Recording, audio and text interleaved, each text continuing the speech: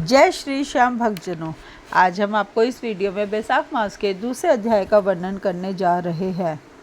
भगवान लक्ष्मी नारायण का आशीर्वाद सभी भक्तजनों पर बना रहे। दूसरा अध्याय। नारद जी बोले, हे राजन, बैसाख के समान पवित्र फल देने वाला कोई अन्य मास नहीं है।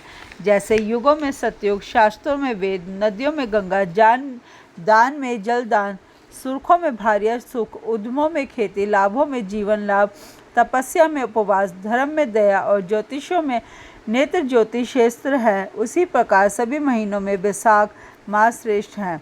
भोजन के समान तृप्ति नहीं, खेती के समान उद्यम नहीं, धर्म के समान हित नहीं, सत्य के समान यश नहीं, आरोग्य के समान हर्ष नहीं, विष्णु के समान रक्षक नहीं और माधव के समान अन्य कोई भी पवित्र नहीं है। इसी प्रकार वैशाख मास के समान पवित्र अन्य कोई माह नहीं है।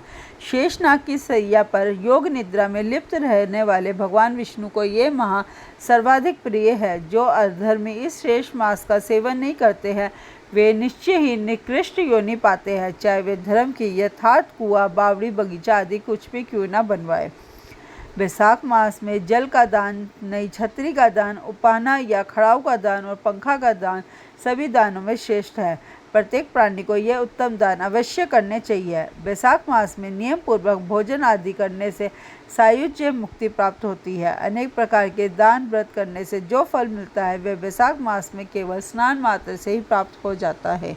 बैसाख मास में जल दान का महत्व सबसे अधिक है। जल दान स्वयं करे तथा दूसरों से करवाए, दोनों ही क्रम श्रेष्ठ है। प्याऊ लगवाने से देव, पितर और ऋषि अत्यंत प्रसन्न होते हैं। प्याऊ लगवाने से राह चलते यात्रियों को सुख प्राप्त होता है और उनकी संतुष्टि से प्याऊ लगवाने वाले के करोड़ों कुल के मनुष्यों का भी उद्धार हो जाता है। बैसाख मास में गृहस्थ ब्राह्मण को जल से पूरित घड़ा दान करना चाहिए।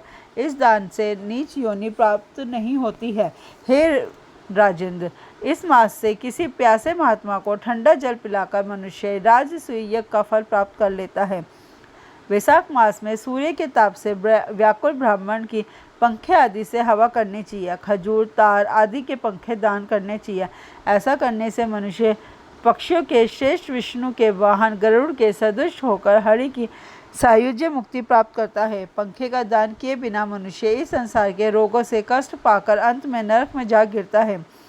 हे राजेंद्र शिरोमणि, आध्यात्मिक दुखों को दूर करने के लिए इस मास में मनुष्य को छतरी का दान भी अवश्य करना चाहिए। छतरी दान किए बिना मनुष्य छाया के लिए स्वयं व्याकुल रहते हुए पृथ्वी पर पिशाच बनकर भ्रमण करता रहता है।